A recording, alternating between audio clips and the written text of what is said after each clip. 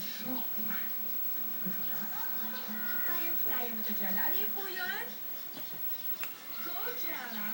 Ay, ito na yung tanong ha. Masaya kayong naglalaro ng mga kaibigan mo.